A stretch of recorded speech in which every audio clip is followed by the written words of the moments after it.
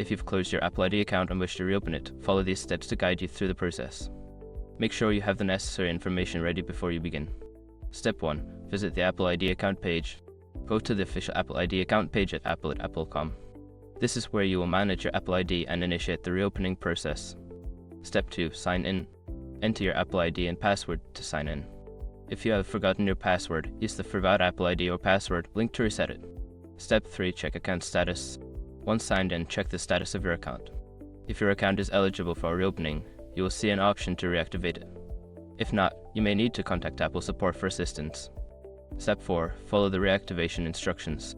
If the option to reactivate is available, follow the on-screen instructions. This may include verifying your identity through security questions or receiving a verification code via email or SMS. Step 5. Confirm reactivation. After completing the reactivation steps, you should receive a confirmation message. Log in again to ensure your account is fully restored and accessible. Once you've completed these steps, your Apple ID account should be reopened, allowing you to access your services and purchases again. If you encounter any issues, don't hesitate to reach out to Apple support for further help.